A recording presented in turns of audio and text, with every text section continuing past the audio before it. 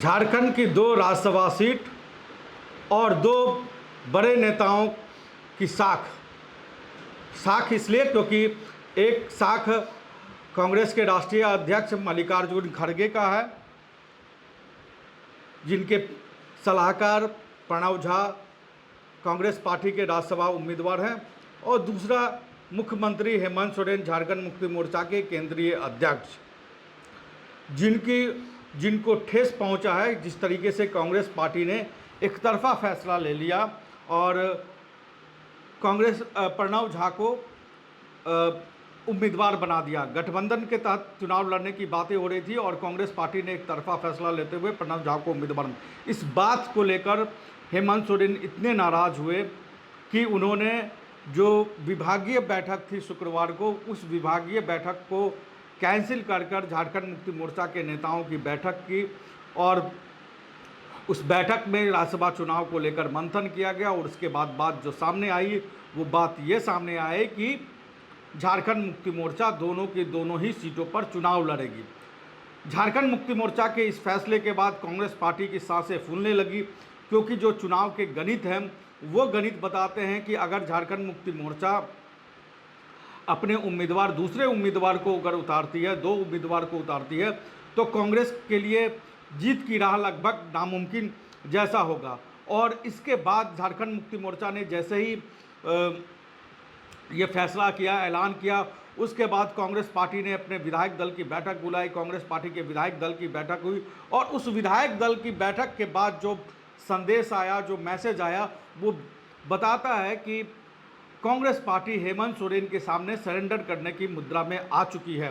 और कांग्रेस पार्टी के विधायक दल के नेता जो प्रदीप यादव हैं, उन्होंने भी ये बात माना कि दोनों ही के बीच में कुछ दूरियां, कांग्रेस और झारखंड मुक्ति मोर्चा के बीच में जो दूरियां हुई हैं उन दूरियों को कम किया जाएगा, वो दूरियों को कम करने का प्रयास किया जाएगा।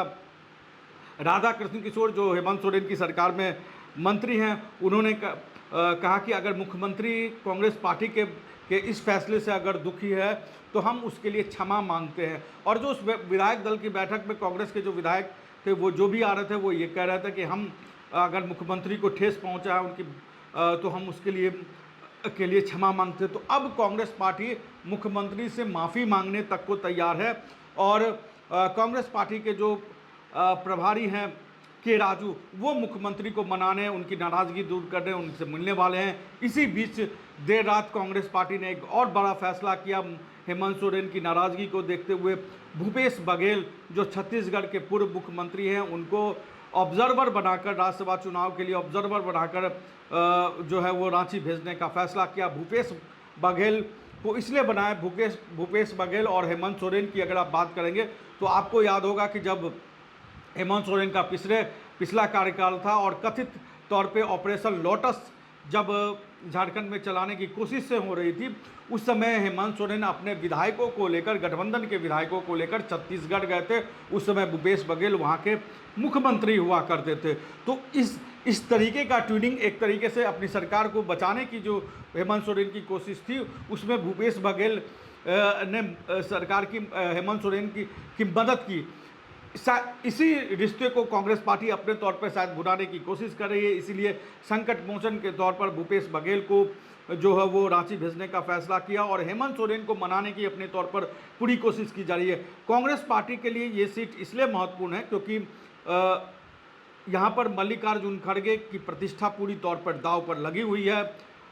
लेकिन जिस तरीके से कांग्रेस पार्टी ने एक तरफा फैसला किया, उससे झारखंड मुक्ति मोर्चा के नेताओं को ऐसा लगता है कि मुख्यमंत्री हेमंत सोरेन की प्रतिष्ठा को ठेस पहुंची है। तो एक तरफ मल्लिकार्जुन खड़गे की प्रतिष्ठा, दूसरी तरफ हेमंत सोरेन की प्रतिष्ठा, इसके बीच रास्ता निकालने की कोशिशें की जा रही हैं। और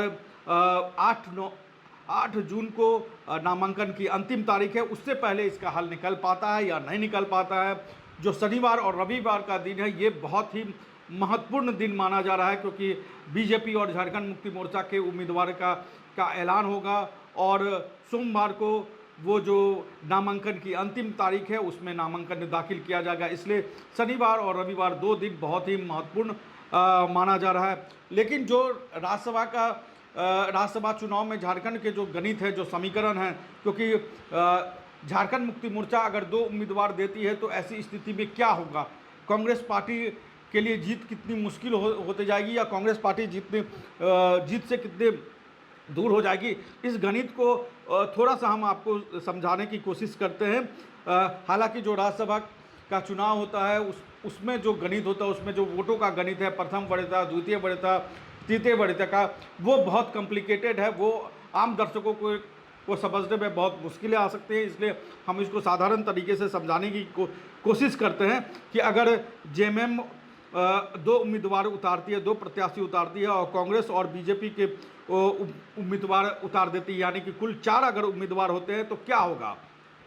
तो सिलसिलेवार आप समझिए कि फिर क्या होगा। झारखंड मुक्ति मोर्चा के पास 34 विधायक है, यानी उनके पास 34 वोट है। उनके पास एक विधायक, एक सदस्य को राज्यसभा भेजने की ताकत है। अपने दम पर झारखंड मुक्ति मोर्चा एक को भेज सकती है। उसके बाद कांग्रेस के पास 16 विधायक है, 16 वोट है। आरजेडी के पास 4 है, और लेफ्ट के पास, माले के पास 2 विधायक है। इसके हिसाब से देख ले तो कांग्रेस पार्टी के पास 22 होते हैं। अगर आरजेडी और माले उनके साथ चले भी जाते हैं, उसके बावजूद भी बीजेपी अब भी दूसरे नंबर पर है, क्योंकि एनडीए के पास 24 वोट है, उनके पास 4 आंकड़े कम हैं। जेएमएम के पास पहले उम्मीदवार को जिताने के बाद जो जेएमएम के पास वो वोट बचते हैं, वो 6 वोट बचते हैं। जेएमएम के साथ अगर आरजेडी, माले के 2 विधायक और जेएलकेएम के भी जो जयराम महतो है, उनके वोट को भी अगर हम जोड़ लेते हैं कि जेएलकेएम अगर स्थानीयता के मुद्दे पर अगर जेएमएम को वोट देती है, तब 13 वोट होते हैं जेएमएम के पास। लेकिन इसके बावजूद भी जेएमएम जीत से दूर है।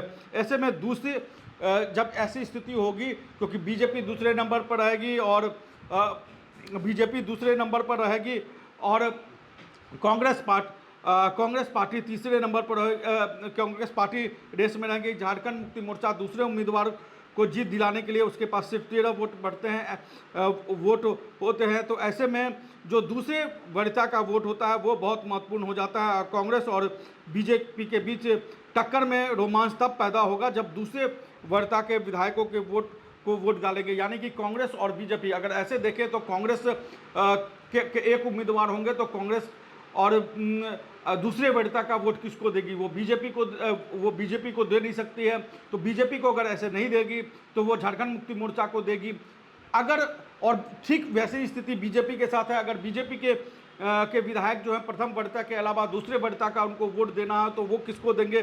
तो रोमांचक स्थिति तब पैदा होगी जब कांग्रेस के विधायक, चाहे उसमें कुछ विधायक हो या सारे विधायक हो, या बीजेपी के कुछ विधायक और सारे विधायक हो, जो भी है वो अपने दूसरे वरीयता का वोट देंगे। तो ये वोट बहुत महत्वपूर्ण हो जाएगा और तब बहुत कुछ निर्णायक हो जाएगा। ऐसे में जेएमएम अगर अपने सभी जो विधायक है उससे दूसरे वरीयता का वोट दिलवा देती है, जेएमएम के पास जो कैंडिडेट हैं, जो विधायक है, वो अगर दूसरे वरीयता का वोट दिला देते हो, जेएमएम के पास उसका वोट वैल्यू जो रहेगा वो 3400 माइनस 2701 यानी कि 699 वोट होगा।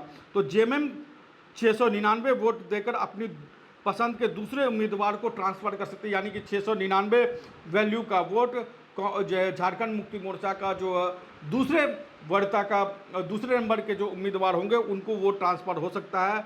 और ऐसे में झारखंड मुक्ति मोर्चा के लिए दूसरी सीट निकालना कांग्रेस और बीजेपी के मुकाबले थोड़ी सी आसान हो सकती है। और ऐसा हुआ है, झारखंड में भी ऐसा हुआ जब 2008 में निर्दलीय परिमल नाथवानी चुनाव लड़े थे तो दूसरे वरीयता के वोट से वो राज्यसभा पहुंचे थे। और थोड़ी दूर अगर चले तो गुजरात में अहमद पटेल जब राज्यसभा का चुनाव लड़ रहे थे तो 0.50 वोट से वो राज्यसभा पहुंचे थे, और उसमें भी दूसरे वरीयता का वोट बहुत महत्वपूर्ण था। इसीलिए झारखंड मुक्ति मोर्चा के 2 उम्मीदवार उतारने के फैसले को झारखंड मुक्ति मोर्चा अपनी एक बड़ी रणनीति के तहत देख रही है कि अगर बीजेपी और कांग्रेस पार्टी के जो विधायक हैं अगर दूसरे वरीयता के वोट डालते हैं तो झारखंड मुक्ति मोर्चा के लिए अपने दूसरे उम्मीदवार को जिताना भी आसान हो सकता है। वहीं कांग्रेस पार्टी को लगता है कि अगर झारखंड मुक्ति मोर्चा अपने दूसरे उम्मीदवार को उतारती है तो कांग्रेस पार्टी के लिए जीत नामुमकिन जैसा हो जाएगा। तो इसी सब संकट को दूर करने के लिए भूपेश बघेल को भेजा जा रहा है। हेमंत सोरेन को मनाने की कोशिशें हो रही हैं। हेमंत सोरेन मानते हैं या नहीं मानते हैं अगले 2 दिनों में पता चल जाएगा। लेकिन झारखंड में होने वाला राज्यसभा चुनाव एक बार फिर से रोचक मोड़ पर आ गया है, रोचक हो चुका है।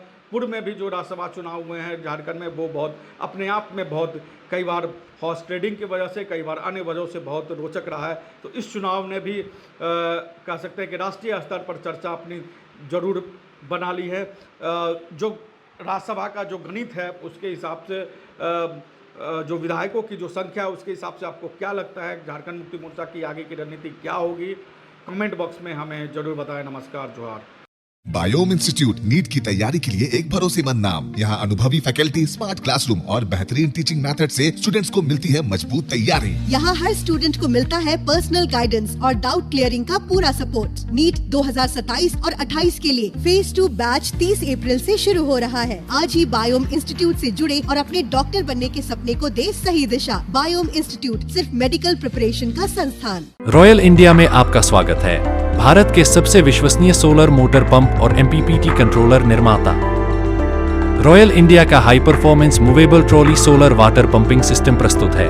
बेहतर दक्षता के लिए डिजाइन किया गया और आसानी से ले जाने योग्य। सरकारी परियोजनाओं के लिए अनुमोदित देश भर के कॉन्ट्रैक्टर्स और एजेंसियों की पहली पसंद। MNRE द्वारा अनुमोदित, उल प्रमाणित, उद्योग मानकों के अनुरूप स्वदेशी उत्पाद। सार्थक ऊर्जा समाधान के लिए हमारे साथ साझेदारी करें। आज ही संपर्क करें।